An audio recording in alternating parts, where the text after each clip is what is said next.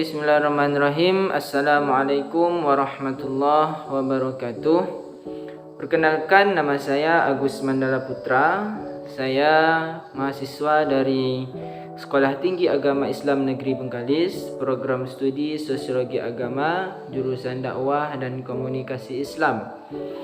Baiklah, di sini saya akan menjelaskan sedikit tentang hubungan individu, keluarga dan masyarakat.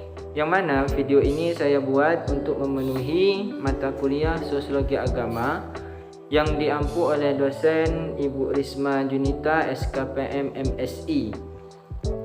Baiklah, yang pertama saya akan menjelaskan tentang pertumbuhan individu. Yang pertama ada pengertian individu. Individu itu berasal dari kata Latin individuum yang artinya yang tak terbagi. Individu merupakan sebutan yang dapat untuk menyatakan suatu kesatuan yang paling kecil dan terbatas. Contohnya itu diri kita sendiri, itu bisa kita sebut sebagai individu. Selanjutnya, pengertian pertumbuhan. Suatu perubahan yang menuju ke arah yang lebih maju dan lebih dewasa. Itu pengertian dari pertumbuhan. Nah, menurut konsepsi aliran sosiologi, pertumbuhan merupakan proses perubahan dari sifat mula-mula yang sosial, kemudian tahap demi tahap disosialisasikan. Nah, selanjutnya faktor-faktor yang mempengaruhi pertumbuhan. Nah, di sini ada berbagai macam faktor-faktor yang mempengaruhinya. Yang pertama ialah pendirian nativistik, yang mana pertumbuhan individu itu ditentukan oleh faktor-faktor yang dibawa sejak lahir.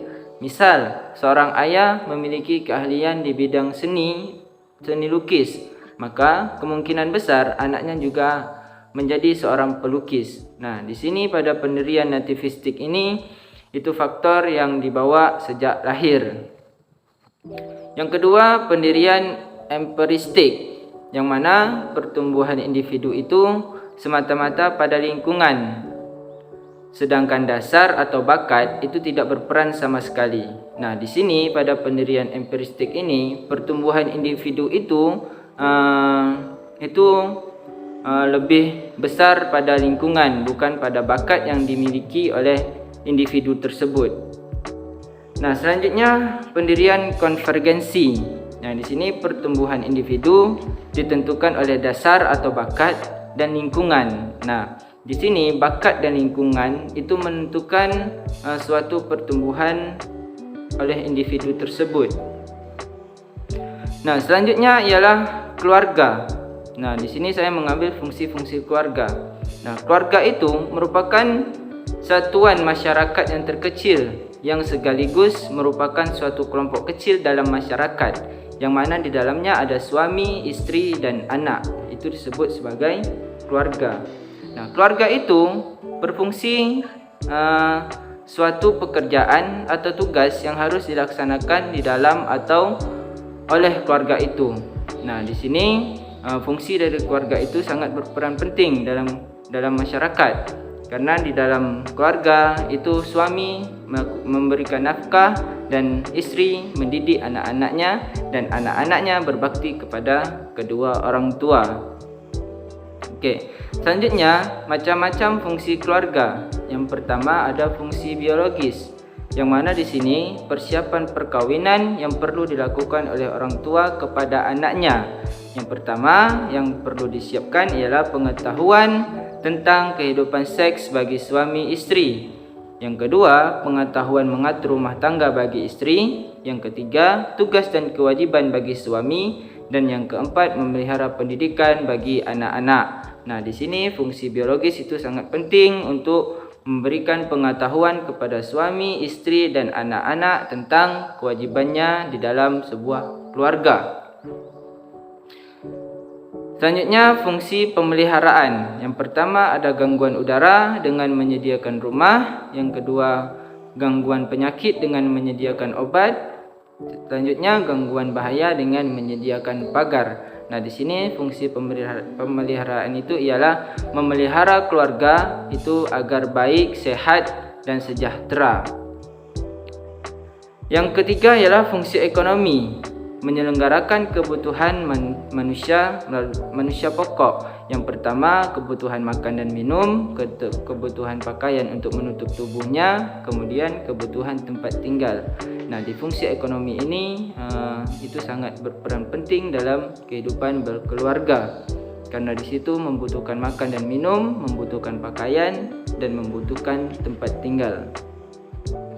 Nah, selanjutnya fungsi keagamaan. Nah, di sini keluarga diwajibkan untuk menjalani dan mendalami serta mengamalkan ajaran-ajaran agama dalam pelakunya sebagai manusia yang takwa kepada Tuhan Yang Maha Esa. Nah, pada fungsi keagamaan ini keluarga itu wajib untuk mempelajari ilmu-ilmu agama sebagai dasar atau fondasi untuk mengajarkan atau mendidik anak-anaknya untuk mengenal dengan agama yang dianut oleh keluarga tersebut. Nah, selanjutnya fungsi sosial. Yang pertama ada pembentukan kepribadian, yang kedua sebagai eksponen dari kebudayaan masyarakat, sebagai lembaga perkumpulan perekonomian, sebagai pusat pengasuhan dan pendidikan. Nah, fungsi sosial ini sangat penting bagi sebuah keluarga karena adanya fungsi sosial, keluarga bisa bersosial kepada masyarakat itu dengan baik, dengan norma-norma yang ada pada kehidupan di masyarakat. Nah, selanjutnya ialah pengertian masyarakat. Menurut Profesor Jojo Diguno, masyarakat merupakan suatu kebulatan daripada segala perkembangan dalam hidup bersama antara manusia dengan manusia. Masyarakat adalah suatu kelompok manusia yang telah memiliki tatanan kehidupan, norma-norma, adat istiadat yang sama-sama ditaati dalam lingkungannya. Nah, selanjutnya syarat-syarat adanya masyarakat. Itu yang pertama, harus ada pengumpulan manusia, bukan pengumpulan binatang. Yang kedua, telah bertempat tinggal dalam waktu yang lama dalam suatu daerah tertentu. Yang ketiga, adanya aturan-aturan yang mengatur mereka menuju kepada kepentingan dan tujuan bersama. Nah, itu adalah syarat-syarat adanya masyarakat. Nah, selanjutnya faktor-faktor manusia hidup bersama. Yang pertama adalah adanya dorongan untuk mencari makan. Jadi di sini manusia itu bertahan hidup secara bersama-sama untuk mencari makan. Yang kedua, adanya dorongan untuk mempertahankan diri. Yang ketiga, adanya dorongan untuk melangsungkan jenis. Selanjutnya, syarat-syarat terjadinya kelompok sosial. Yang pertama, setiap anggota harus sadar bahwa ia merupakan bagian lain dari kelompoknya. Dan yang kedua, adanya hubungan timbal balik antar anggota-anggotanya. Dan yang ketiga, ada suatu faktor yang dimiliki secara bersama. Nah, selanjutnya masyarakat itu dapat digolongkan menjadi dua. Yang pertama, masyarakat sederhana. Masyarakat yang pola pembagian kerjanya cenderung dibedakan menurut jenis kelamin. Nah, di sini masyarakat sederhana itu cenderung itu masyarakat yang di pembagian kerjanya itu dibedakan menurut jenis kelamin dari suatu masyarakat tersebut. Nah, yang kedua, masyarakat maju. Masyarakat maju ini ialah masyarakat yang memiliki aneka ragam kelompok sosial atau organisasi kemasyarakatan. Nah, itu yang disebut dengan masyarakat maju. Nah, masyarakat maju itu dikelompokkan menjadi dua. Yang pertama, masyarakat non-industri dikelompokkan menjadi dua lagi. Yang pertama, masyarakat primer. Di sini masyarakat primer itu interaksi yang terjadi lebih intensif, lebih erat atau lebih akrab face to face. Sedangkan masyarakat sekunder itu interaksi yang terjalin bersifat formal atau kurang bersifat kekeluargaan. Yang kedua, masyarakat industri. Nah, masyarakat industri ini masyarakat yang mempergunakan variasi pembagian kerja untuk mengklasifikasikan masyarakat sesuai dengan taraf perkembangannya. Tapi di sini cenderung menggunakan dua taraf klasifikasi sederhana dan kompleks. Nah, jadi kesimpulan yang dapat saya ambil dari sebelumnya ialah Hubungan individu, keluarga dan masyarakat sangat penting bagi kehidupan diri sendiri, bagi kekeluargaan maupun bagi kemasyarakatan. Karena dengan hubungan individu, kita dapat melihat kelemahan dan keistimewaan dari dalam diri masing-masing. Sedangkan hubungan dengan keluarga dapat membentuk karakter kita dalam masyarakat dan pergaulan. Mulai dari keluargalah kita dididik, baik buruk seseorang tergantung didikan dalam keluarganya. Hubungan dengan masyarakat itu dapat membantu kita untuk saling berkomunikasi satu sama lain, mendekatkan diri kepada lingkungan agar tidak terpojokkan oleh masyarakat dan membantu kita agar lebih komunikatif dalam berbicara kepada masyarakat.